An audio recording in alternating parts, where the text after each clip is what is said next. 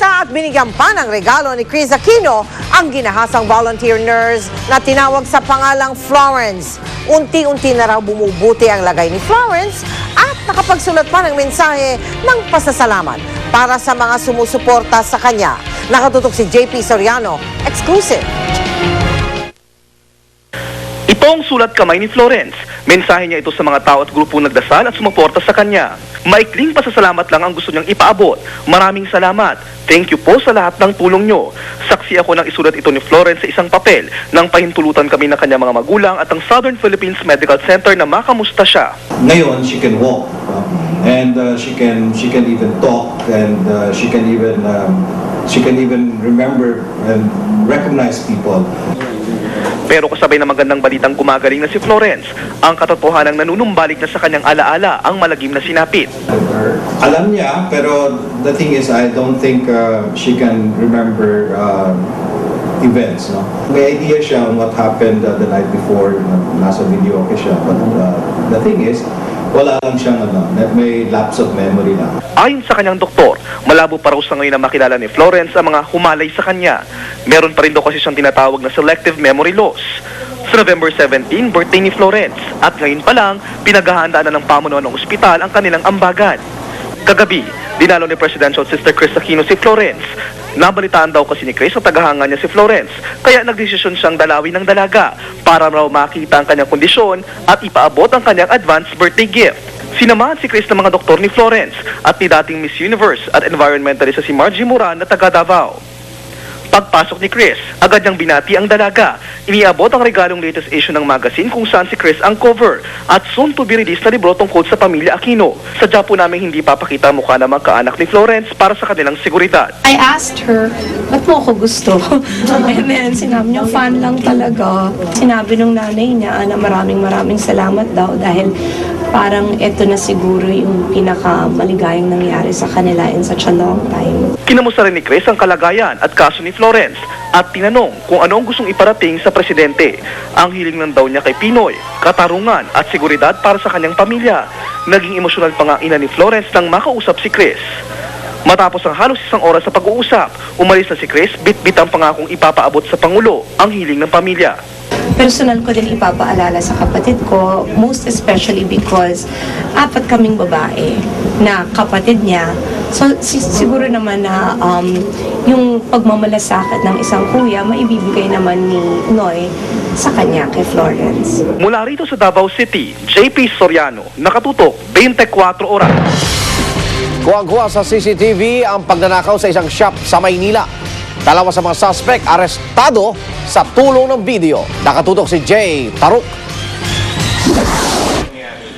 Huli sa aktong nanloloob ang 8 suspect na armado ng Uzi machine pistol, kalibre 45 at kalibre 38 baril. Sinimot ang mga mapapakinabangan sa isang auto parts supply sa Benavides Street, Santa Cruz, Manila bandang alas 6 ng gabi noong November 3. Tumagal lamang ng ilang minuto ang krimen at tumakas ng mga sospek, bit-bit ang isang mamahaling relo at mga cellphone na nagkakahalaga ng mahigit kalahating milyong piso.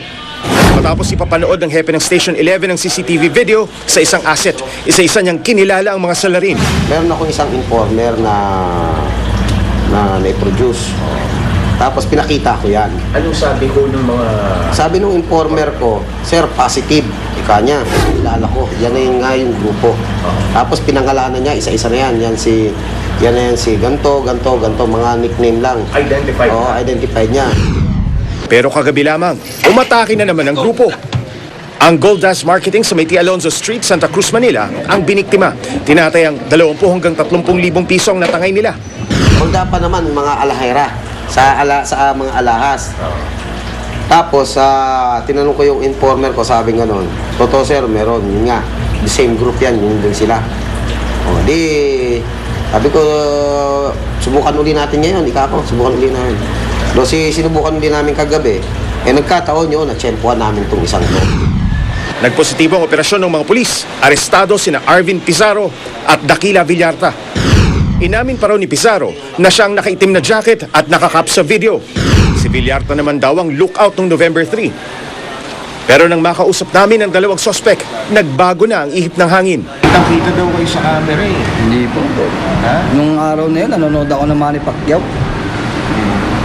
Yun. Kaya dami ko nagpapatunay na nandun ako. Kaya lang wala na akong magawa eh. Dito na ako. Sasampahan ng kasong robbery hold-up ang dalawa habang tinutugis ang iba pa nilang kasamahan. Jay Taruk na alerto, 24. Chika Minute! Muling pinahanga ni Manny Pacquiao ang buong mundo nang talunin niya ang mas malaking si Antonio Margarito. Pati nga ilang Hollywood celebrities napabilib sa galing ng ating pambansang kamao. Makichika tayo kay Aubrey Carampel. Umabot maging sa Hollywood ang Pacquiao fever. Isa si Paris Hilton sa mga nag-tweet ng kanyang paghanga sa pambansang kamao. Tinanong pa niya kung sino-sino raw ang mga nanood ng laban. Si Justin Bieber, kahit hindi napanood ang laban, pinuri rin ang panibagong tagumpay ni Pacman laban kay Tijuana Tornado. Sana raw sa pagkakataong ito, matuloy na ang inaabangang bakbakan ni Pacquiao at Floyd Mayweather Jr. Ang napabalita namang girlfriend ni Justin, ang film R&B pop singer na si Jasmine Villegas, lalong naging proud na siya'y dugong Pinoy. Si Jasmine ang kumanta ng American National Anthem sa ilang Pacquiao fights. Pinakahuli sa laban niya kay Ricky Hatton noong isang taon. Ang American Idol Season 7 winner na si David Cook, hanga rin sa galing ni Pacquiao. Gayon din ang Black Eyed Peas member na si will.i.am. Inihalin tulad pa niya sa kwento ni na David and Goliath ang tagumpay ni Manny laban kay Margarito na di hamak na mas malaking boksingero.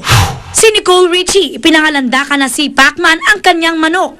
Ang aktor na si Jeremy Piven, nagpost pa ng picture nila ni Pacman bago muling tumungtong sa ring ang pound for pound king. Kahapon, nanguna sa worldwide trending sa Twitter ang Pacquiao, Pacquiao Margarito at Mayweather.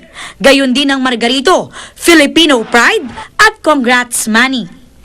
Aubrey Carampel, updated sa Showbiz Happening. Yan ang buena mano nating chikahan for this week. I'll see you again tomorrow for the hottest in showbiz. Ako po si Pia Guanyo. Mel, Arnold? Salamat, Pia. Siya po mga balitang aming tinutukan sa nakalipas na 24 oras. Maraming salamat sa inyong pagtitiwala. 40 araw na lamang. Pasko na! Mula sa tahanan ng katotohanan. Ako po si Mel Tiangco. At sa ngalan po ni Mike Enriquez, ako naman Arnold Glavio, ito ang GMA. Walang kinikilingan, walang pinoprotektahan, walang kasinungalingan. Walang bahid politika. Serbisyong totoo lamang. At dahil hindi natutulog ang balita, Nakatuto kami 24 oras.